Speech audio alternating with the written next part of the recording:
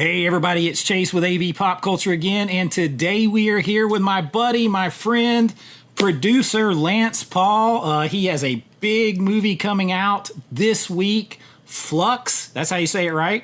That's right, FLUXX. And it stars Tyrese Gibson, among others. Lance is a producer on that, and if I'm not mistaken, I also see you on the IMDb over here in front of the screen as usual. You know how we do it. I'm going to give you guys a little background. If you follow me, you know that Lance, I've talked about him all the time. Friends, really good friends. He was in my wedding, all that kind of stuff. We've known each other for years. Did Dark Roads together. You guys know that when we did a live stream kind of watch along of Dark Roads. We did Creature Feature. That one's a big favorite of you guys. So behind the camera, in front of the camera, we've done a lot of this stuff together, and he's been out here doing a lot of other movies while I've been sitting here talking to you guys, and he's got this big one coming out right now, so I wanted to get him on here to talk about that, talk about some of the stuff that we've been doing and everything else. So Lance, why don't you tell us a little bit? I'm going to play the trailer for you guys. We're going to show the trailer. We're going to show some of that stuff.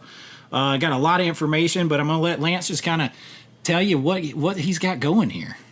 Yeah, well, first, Chase, you're selling yourself short. My first break producing was because of Chase. He gave me my first break on Realm of Souls to help him produce it, and that is actually how I got into the business 16 films ago. So thank you, Chase. I owe you for that. I appreciate it, man. God, that, the scary part is you start thinking about that's like 15 years ago or something. I know, it's crazy. Don't think about that out loud too long, or you'll be like, ooh. Start doing the math about that. I was driving by not too far away yesterday from the filming location down there in the woods for that movie, and I was like, man, that's been about 15 years ago already. That's crazy. Well, the crazy thing is, I mean, when Chase and I started producing and working together, very low budget, but we were banging on a budget. We were like, I think Realm of Souls was what, $7,000 budget, somewhere around there, to do a maybe 10 film. if you count everything that I was just like putting in to it. Yeah, like it's crazy to think that we did a feature for $10K and it sold and it made some money, and then we kept doing bigger features, and every time we do one, we try and raise the budget and keep doing more. And now I'm at FLUXX, and I'm at a $1.9 million budget, and it's fucking crazy. The crazy thing though too is it doesn't matter the budget size. You have the same headaches. It's just you're dealing with more money. Because we think, when we started producing together, we're like, oh man, if we had money, we wouldn't have to deal with this. This would be easier. We wouldn't have the stress and headaches. The headaches get bigger. The stress gets bigger. You just have more money to deal with. So that means you're spending more money on just random ass stuff that's going to annoy the hell out of you. More money, more problems, right? I believe there's a whole song about that. It just changes your problems, really. It just changes them. The casts get more expensive. You deal with the same issues. It's just they're more expensive casts and more expensive crew, and the things that break are just more expensive that break. Mm-hmm. I remember when we did Realm of Souls, we were doing dolly tracks with PCP pipe, and it would break, and then we'd have issues. We'd have to go find more PCP pipe. We'd have to repair this whole thing. We did dolly shots. We did didn't we do like we before drones, we did like a drone shot with like this. We had a crane that went up at one point, jerry rigged, and then we did some kind of rope thing with a camera at one point too. So it's crazy. We had to be so creative to trick shot everything. Like there's a scene where a girl gets hanged in that movie, strung up. And it sells it so good, but it had to be filmed in like so many different parts, like the rope going over the tree limb, and then like I'm down there holding her up by her legs, and you guys are filming her up high with the rope around her, and I'm holding her legs down off camera, and then we film the other side where she's holding the rope up here, and she gets jumps off the ladder so that her feet dangle, and she's holding on to the rope. But then you cut it together, and it totally works. Yeah, you can't tell. And that's the thing. Even at these bigger films, like because of where I started with Chase, I have always had the mindset. It doesn't matter if you have a $2 million budget, you're shooting like you have a $5 million budget. If you have a 5, you're shooting like you have 10, because you're behind the gambit, and you're always trying to shoot bigger than what you have. Mm-hmm. And that's no different than what we did with all our films when we started too. We're always like, we had 10K, we're shooting like we had 100K. We're trying to make the coolest shots we can, because at the end of the day, to get customers to watch your film, you got to make sure it looks real and looks great and looks believable. Like there's stuff in FLUXX where we shot on volume stage. We shot on the same stages that The Mandalorian is shot on. And we were one of the smallest budgets to shoot on that. But you got to think outside the box, and you got to think, how can I make this happen with this little bit of money I have, but make it work and make it look cool? And that's just filmmaking, I think, for especially indie filmmaking.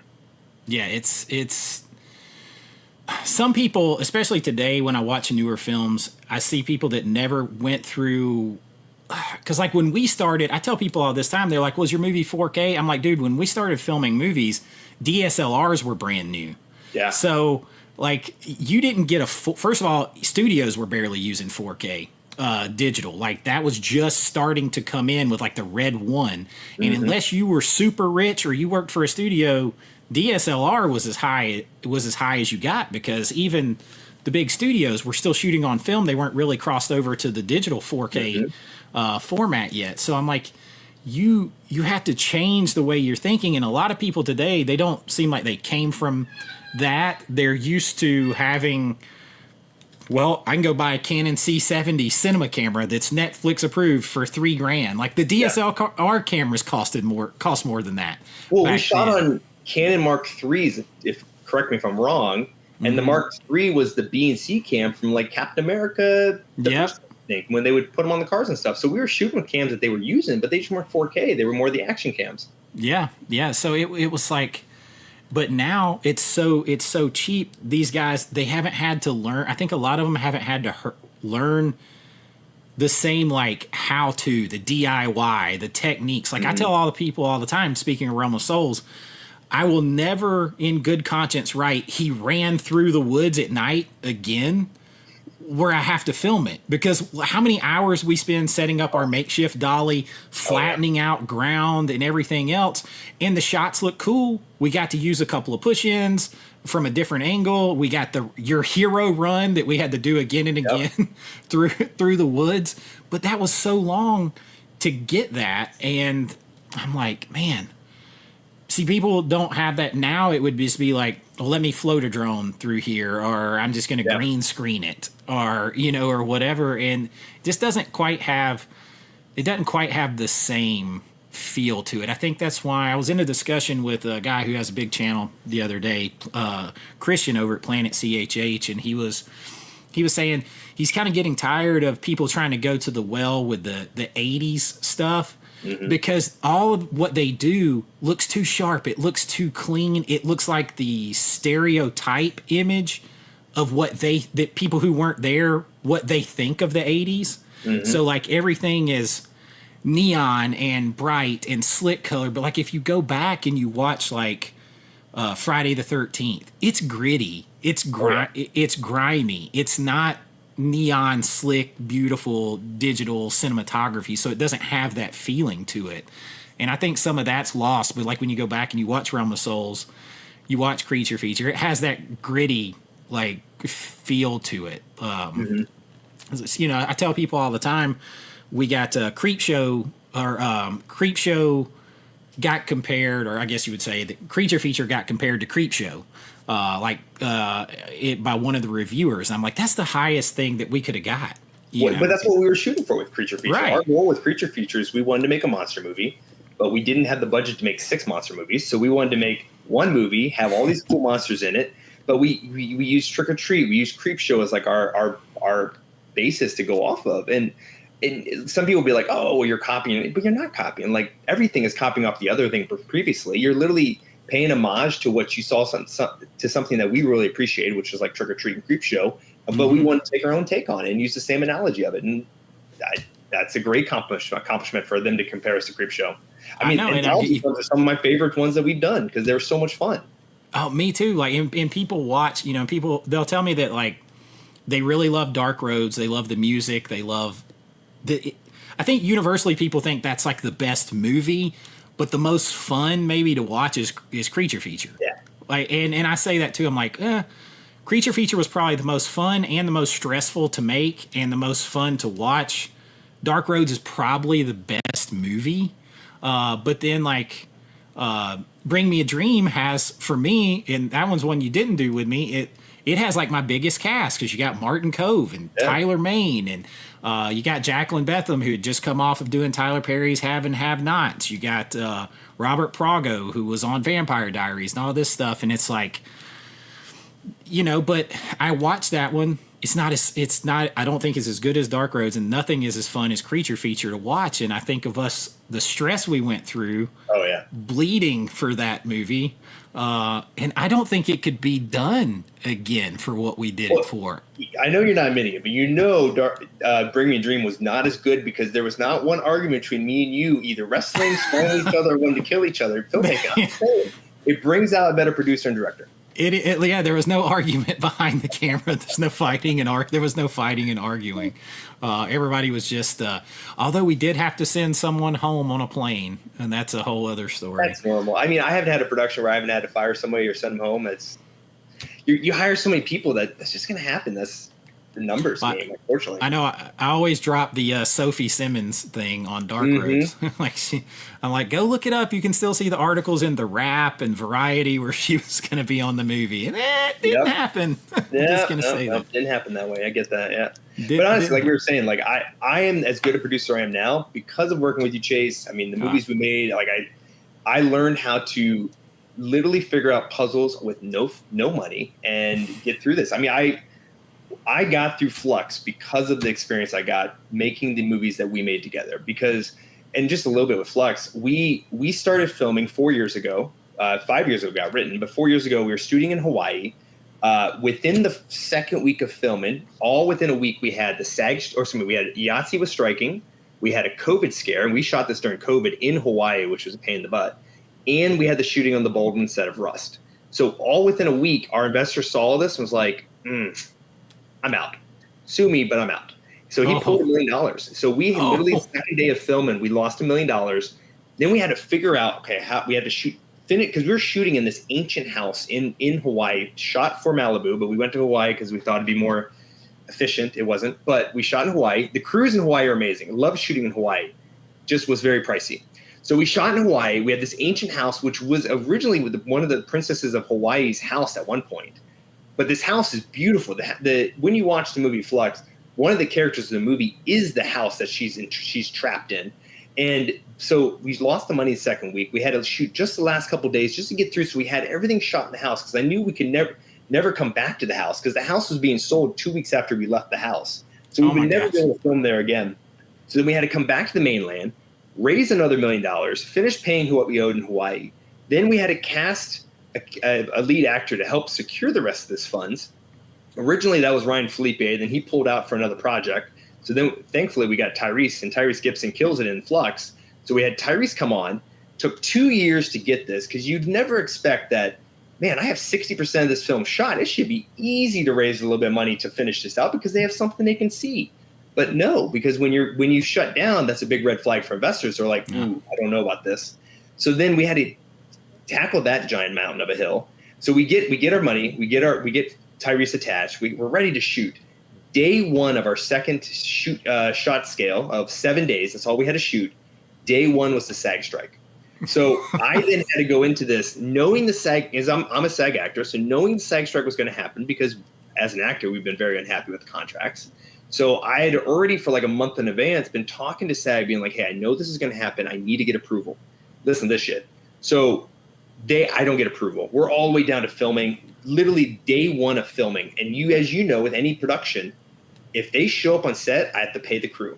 But if they don't show up on set, I'm still costing me money because they've taken out, they blocked out so many days of filming and they're contractually starting on, let's say, the 7th of July.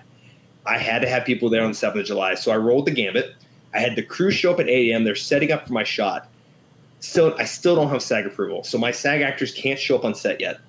10 o'clock, I still don't have approval. And by 11, I have to pull it, and it's going to cost me $45,000 for the day. But I'm going to have to pull it and just be like, fuck, I'm losing a day. I'll have to figure it out because we only have 7 days too. So if I pull a day, I'm losing shot days and I'm not going to be able to get back. I end up getting my SAG approval at like 10:45 a.m., 15 minutes before the 11 o'clock pull date. And I automatically, I had Uber drivers waiting outside the door for my SAG actors. They literally picked them up. They brought them right to set, and we started filming like 20 minutes later. Oh, my God. Crazy. And every step of the way, me and my producing partner and director, Brendan, every step of the way we have had to do, it's been an uphill battle to get this film done. And it's out there. It's amazing. Like Flux is, we're open up nationwide right now. It's in theaters in Atlanta. It's in theaters in It's in 50 theaters across the nation, 17 states right now, which is huge. But yeah, it's been an uphill battle the whole way. And thankfully, the film, and you know this, Chase, with editing, and directing your films, like you get that first cut, and you're like, "Yeah, I just wasted a year of my life on this shit show." So the first cut's not always the best, but then you keep getting cuts. You're like pruning your bonsai tree until you have this beautiful tree at the end. And as we kept doing tweaks and edits, and then we had our pickup shots, like FLUXX became what it is and became this really cool project that is like Sunset Boulevard meets The Shining with a little bit of Requiem for a Dream. It's like a bit of a mind fuck. I think you have the trailer. Let's show the trailer. Yeah, let's show the trailer. Let's take a look at the trailer.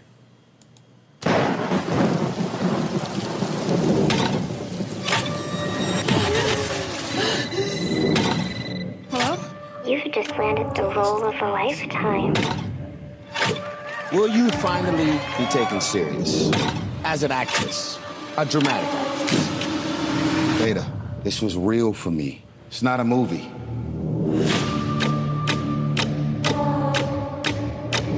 Today, we're in luck, as I offer a way out. Slip the bullet into the chamber. Spin it. Lock it. Free yourself. It's never gonna be enough for you! Dig deep and give me more! That was quite the performance.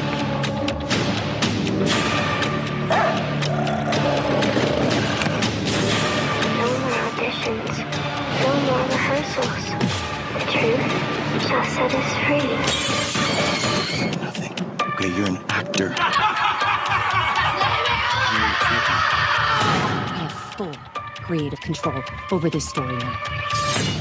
It's showtime. This is where it begins. I'm imagining. Enjoying myself. Nice. So It's that first of all, I like how the cinematography looks on what I'm seeing there, and you got a little bit of a genre blender there. Yeah. So the cool thing with it, it's a multi-genre film, obviously. So it gives you that horror vibes, but it's really at the root a suspense thriller. So Shelley, our lead actress, Shelley Henning, she's from Teen Wolf, Ouija Board, quite a few films. There's a great TV show with her on Netflix right now. I can't think of the name of it right now. But yeah, great TV show with Netflix. She's phenomenal. She plays 5 different characters in this. The crazy thing for this is at one point we were looking at Demi Moore for this role. And then Demi Moore had obviously the film that she just had come out that killed. Oh, The Substance. Yeah. I know. We went with Shelley. Shelley sent an audition tape in, and she's a big name actress. She's phenomenally talented, but she saw our listing on Central Casting and sent an audition tape. She loved the role so much. And the moment we saw the tape, we were like, whoa, this is amazing. We have to cast this woman. And we cast her, and she delivered. And the cool thing is we shot this over 2 years.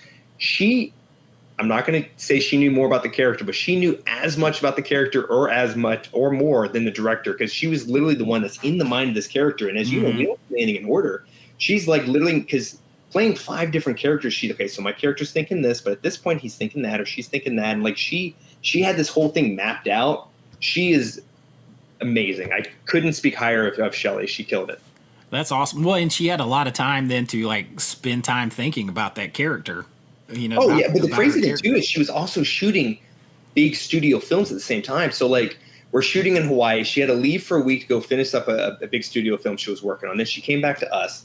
She is one of the hardest working actresses in Hollywood, and she's constantly always working. So like how her mind works is amazing to me, because she's able to like obviously deliver on our project, but then she's also delivering on all the other projects she's at. And the Netflix show she was on was Obliterated. It just came to me.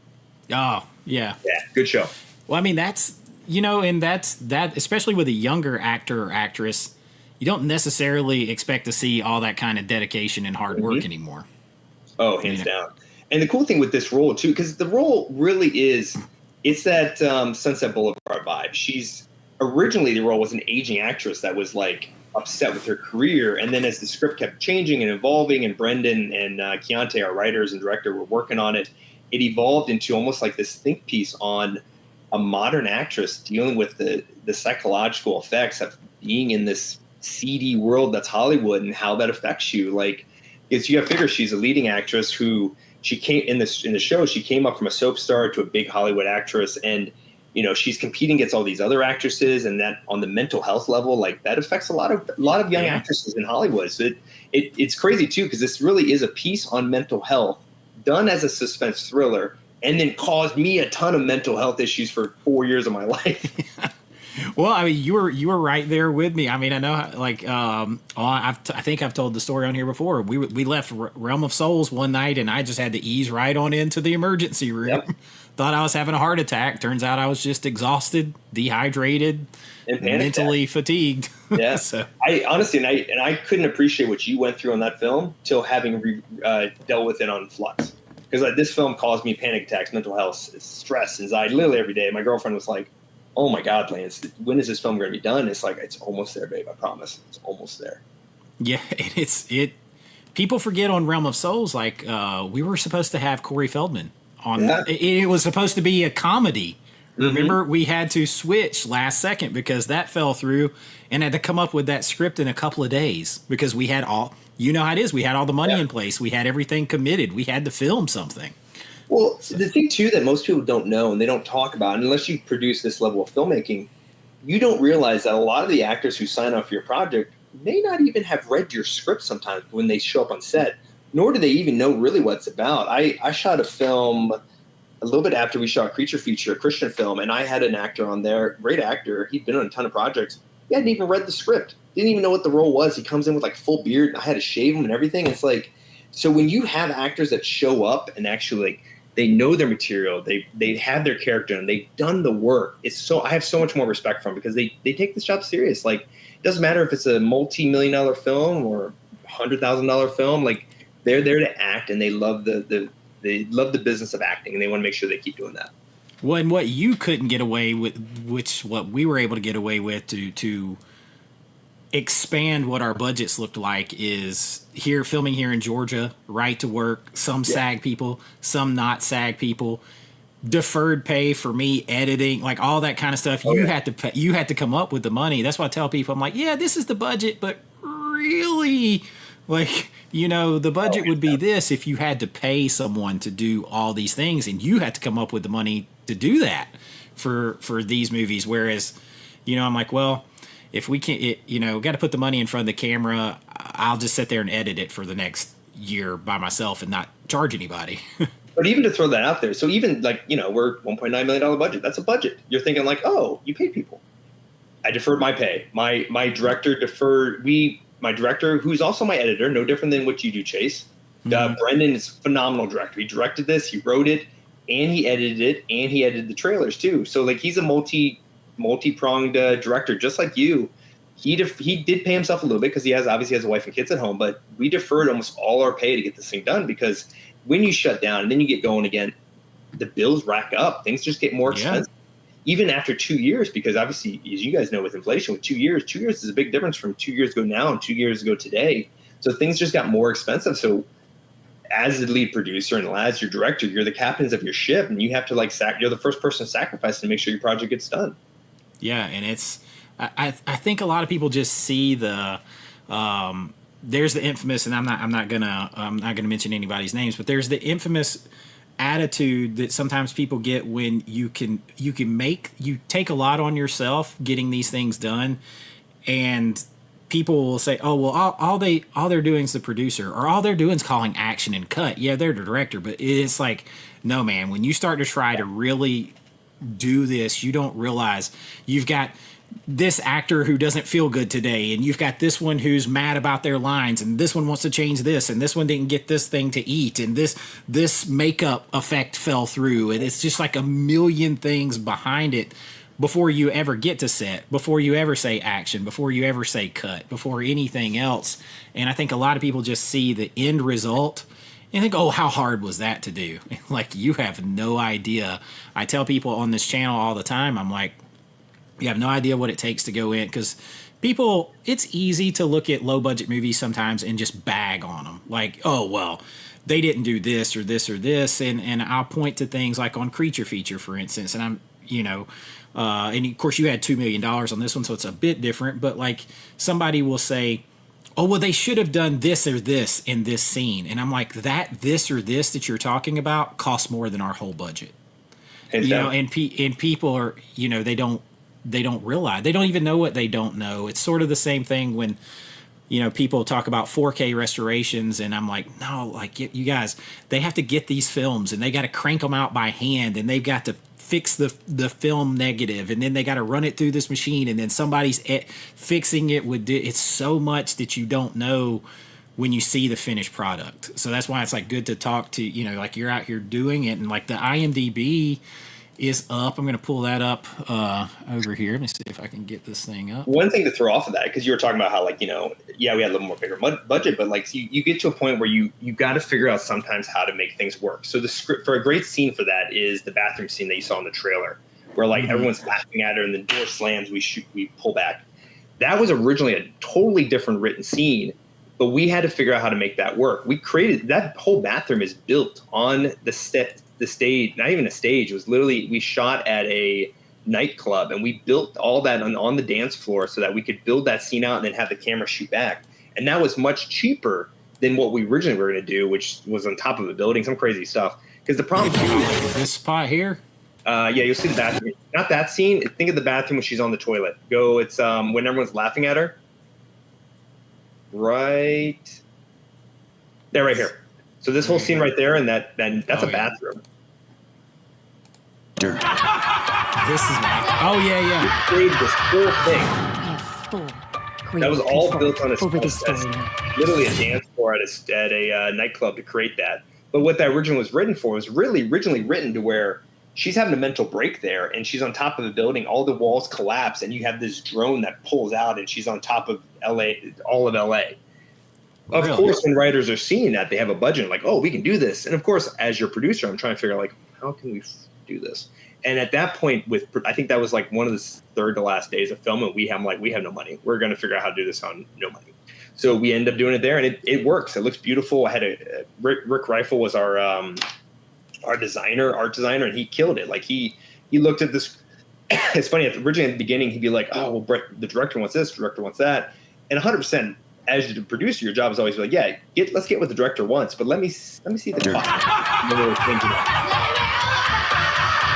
It's really cool. Like creative control. It's funny because you hit on, like, people will ask me all the time, like, advice on making their first movie, and they're writing a movie, and they'll give me their script idea, and I'm like, no.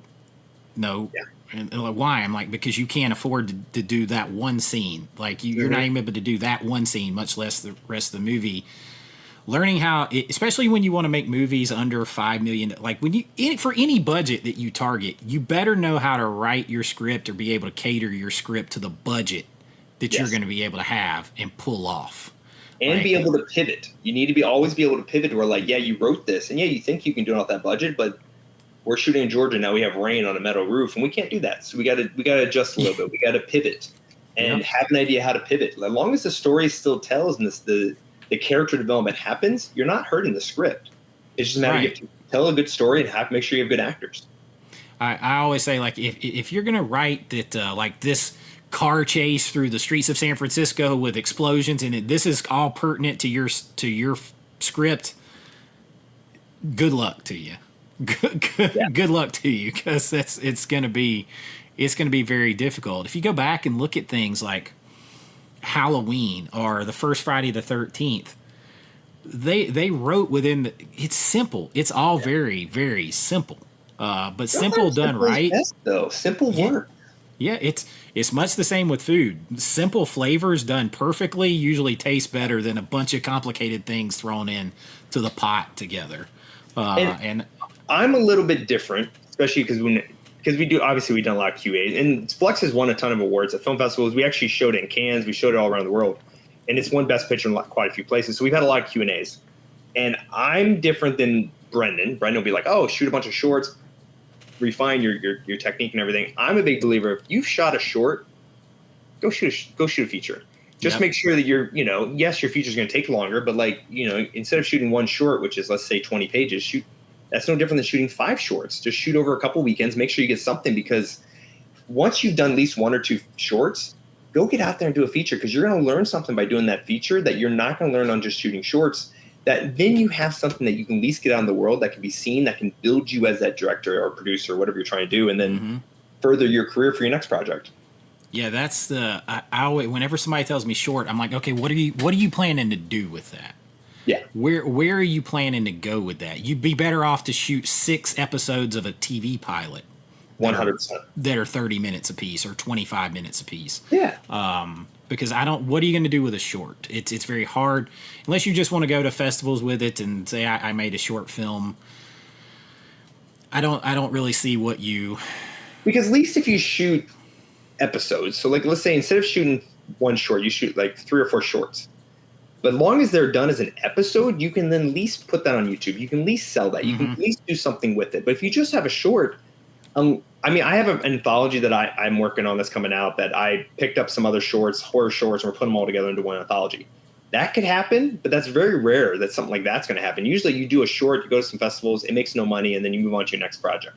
So like, unless you do this amazing short, and the problem now though is, so these people will have short budgets that are like $20,000 or $30,000 to shoot a short, and I'm just like, do a feature, because at least then you get something out there that you can do something with. Yeah, if you got $30,000, you need to be thinking about making a movie, like a whole movie. Like that. I agree 100%. And you're not shooting in LA though. You're shooting somewhere in Middle America. Yeah, I mean, yeah, you can, you know, and I tell people that too. I'm like, I called in every favor that I had around here. Yes. Like there are things that we got, like for instance, Buried Cane. We shot in the bar that they ended up using on the Ozarks, Jason Bateman show. Like he ended up buying that little Big River Grill or whatever it was that we filmed in.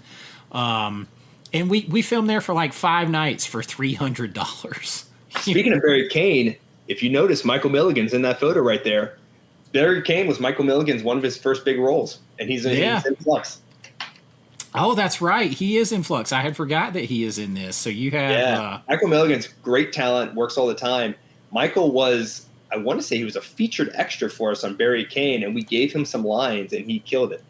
Pretty much, yeah. He was just supposed to be a background. Yeah, there he is. He was supposed to just be a background actor, and then we gave him lines, and I mean he's done all kinds of movies since then. Like he's the Outer Banks. Yeah, I forgot he was on that.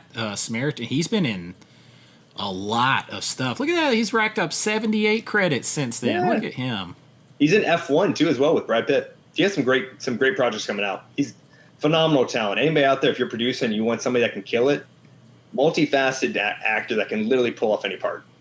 Yeah, there's 2 line deliveries that he gives in Buried Cane that just, you're like, this guy can act. There's one where he's just like reacting to everybody in the bar and he's like, welcome to Shiloh.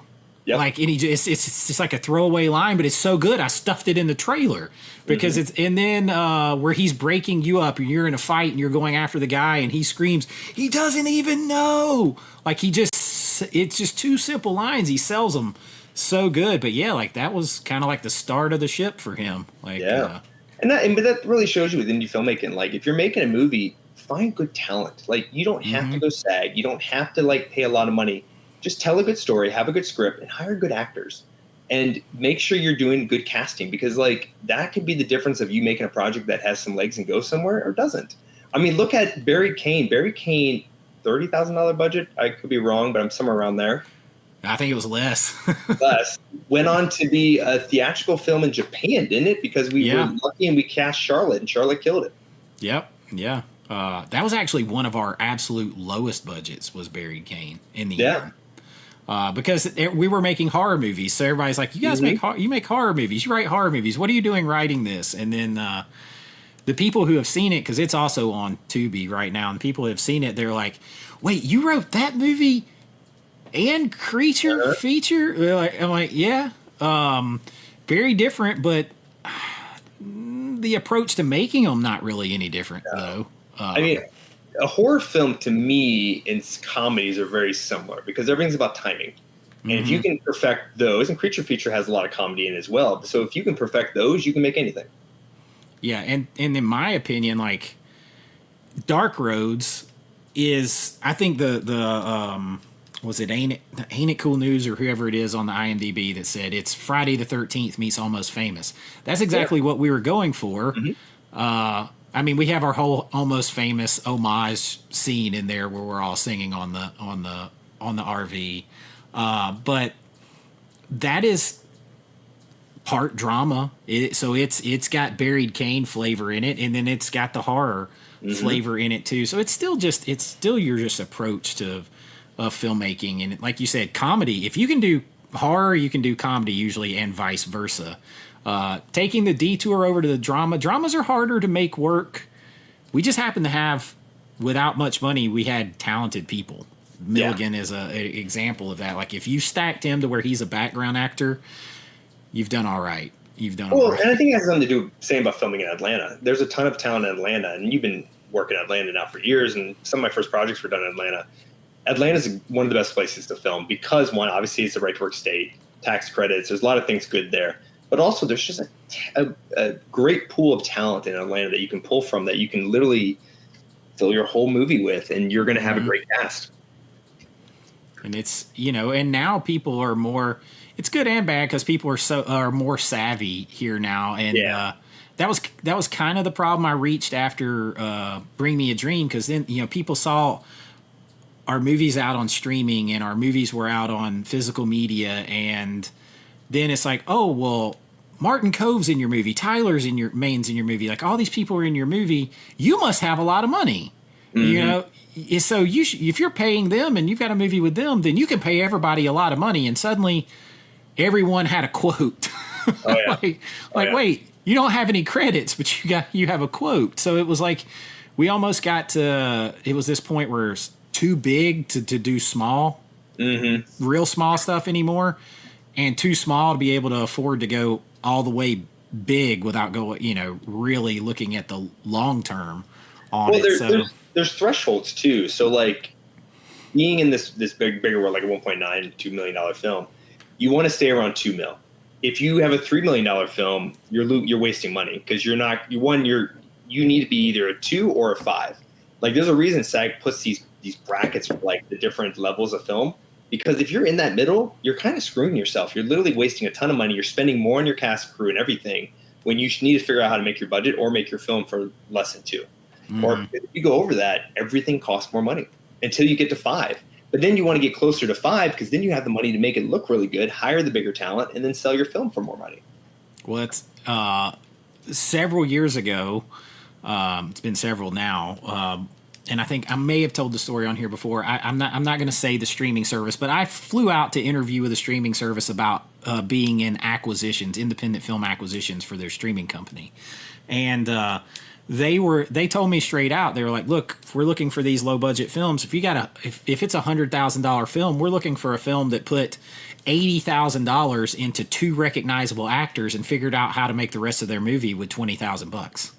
Like that's what they wanted. So like you better, like you said, diminishing returns. If you just keep going up, are you going to get back what you put in it? There are levels. So like if you're under 500,000 or you're under 250,000, you're ultra low budget.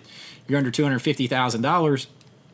Get the 2 biggest names you can. Figure out how to make the rest of your movie for nothing. You're gonna, if you know what you're doing, you can make it look good, and then you have these 2 people that everybody knows. And that was their line in the sand. That's what they were looking for. Hands down. That's why you see a lot of these like Hallmark Lifetime rom-com kind of movies, or even the horror films. So you'll see like that one big name in it that kind of sells it, but then it's not as good a quality as it should be, even though it has that person name in it. They spent all the money on that person, and that's still sold their film, even though the quality wasn't there, which is sad for us as filmmakers, because you're like, fuck, I want to tell a good story, but I don't have the money to do that. One thing to mention as well, though, is like budget-wise is so big, because obviously you want to have the money to spend, you want to have the money to like make your film, but you also want to not waste money too. So, for instance, FLUXX, we have a theatrical. It's amazing. We got picked up by the Forge. Forge is if you want to show the picture, we're across the nation right now. We're in 17 states, 50 theaters across the nation, and we got a week. We were there till Thursday, which is huge for us, because even my PR person who's on this and everything, he's like, you got theatrical across the nation. That's amazing for this size budget. Oh, and because usually what you get is you get like a LA, Chicago, New York for a week, and that's it. So we literally are tackling all these small markets, which is humongous for us. And if we do well this first week, we extend out, we get a second week. But the cost of diminishing return is 100% with theatrical, because like this is costing us money to be out there. But us being out there raises the chance that we'll have a better rental on SVOD, which SVOD is your digital download or your digital rental, which then raises our chance to get a better streaming for like a Netflix or Amazon later on down the pipe. So right now we will have a to-be original after a couple months. But yeah, your goal is to do as best as you can. Yeah, we're going to be in Atlanta right now, AMC Southland Pavilion if you're close, 24. I think it's playing usually at like the later shows, like the 5, 8, or 10 that across the nation. But I mean, look at all these. This is a nice the biggest. Yeah, I mean that's a nice size theatrical release. I mean, you've got dozens of screens here. So we were really fortunate. The Forge has some good ties with AMC and Regal, and AMC and Regal, they see some legs for Flux. They see it as a good film in there. We also kind of picked a slot that really benefited us, because you got to figure Lilo and Stitch and Mission Impossible just came out. Nothing really came out this week besides the new Karate Kid movie, which it has a market, but it's not going to be a big blockbuster. So like we had some legs to hopefully have some people wanting to go see a nice indie.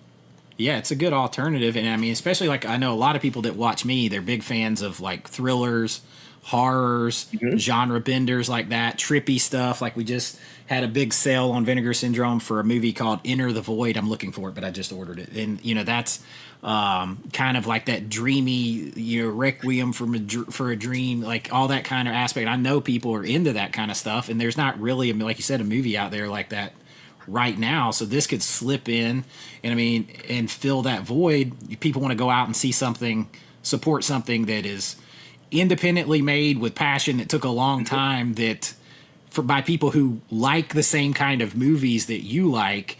This is your chance. And I mean, you're out here everywhere from Los Angeles, San Diego, Denver, Jacksonville, Miami, Orlando, Atlanta, Chicago, New Orleans, Charlotte, Buffalo, Cleveland, Columbus, Philadelphia, Portland, Houston. I mean, you're everywhere, Dallas area, all that kind of stuff. So yeah, the Forge killed it. They did their buyer did amazing, getting us some exposure, getting us out there. So now it's just a matter of, if you're watching this, you have till Thursday. So I would appreciate you very much. And if you tag me, I'll even share you on my social media and on the FLUXX social media that you went to go see it.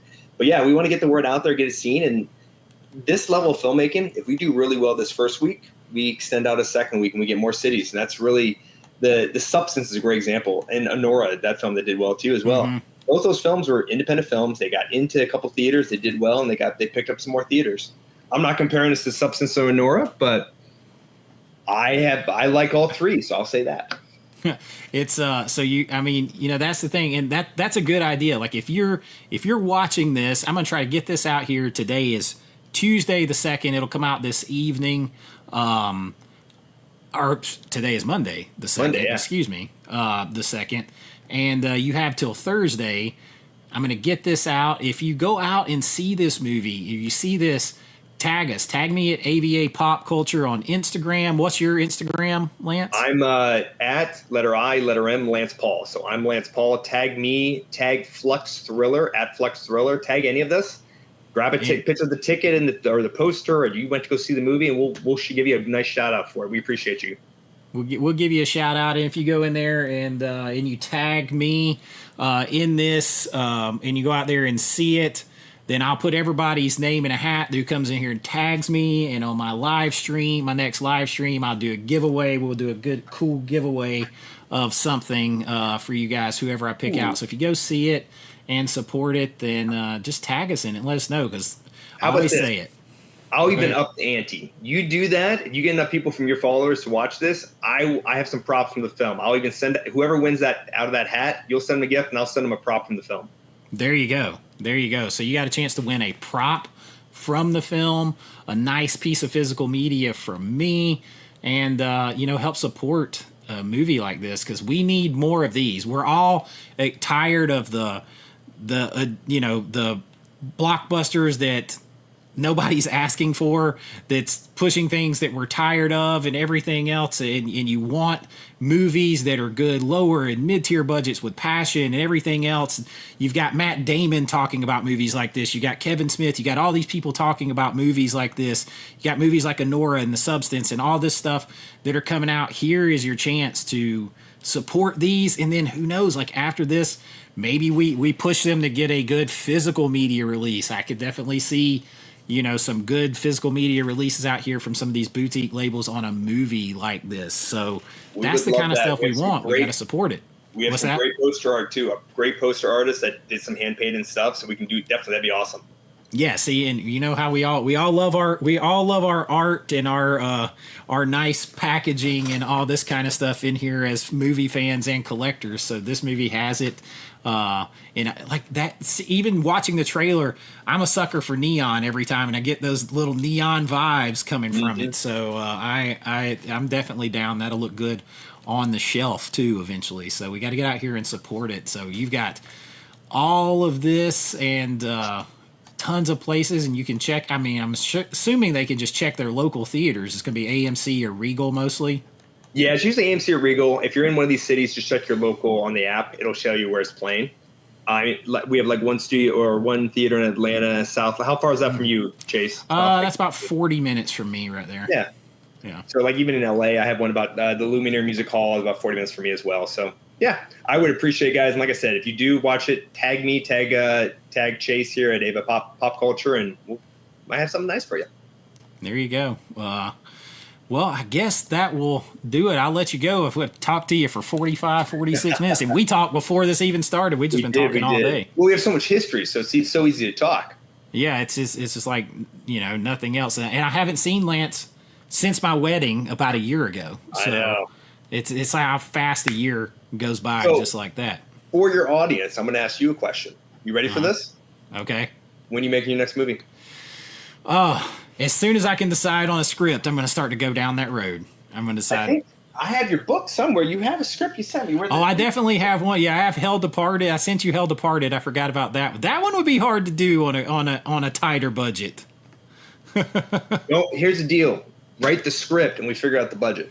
There you go. That would be the first time for me. Like that, right? The script you're holding right there is one that I wrote without a budget in mind, because I was like, I'm just going to write a story that I want to tell, and lo and behold, it won a publishing deal. So yeah, that's what we should play with. Let's see if we can get that one made.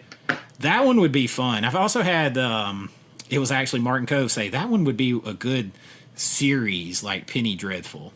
And I never really looked at it like that until he said it, and I was like, oh, it's possible too. But I want to go movie one more time. I'm a big believer, and some people have started working with it, where shoot a series, a 5-episode series, like a feature, same director, you shoot the whole thing through.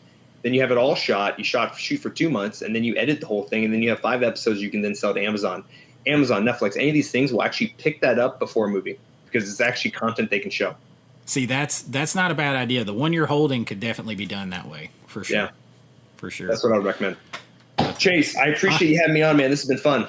For sure, man. We'll do it again soon, and good luck to you. Hopefully it gets picked up for more out there and does great, man. I appreciate it so much, and thank you so much. And audience, I appreciate you guys watching this, listening to this. Check out Flux. It's a fun film. Once again, I'm on Instagram. I'm letter M, Lance Paul. So I'm Lance Paul, or at FLUXX Thriller. And yeah, go see the movie. Have fun. All right, guys. You know the drill. Be kind, rewind like always. We'll see you later. Later, guys. Bye. Bye. I know.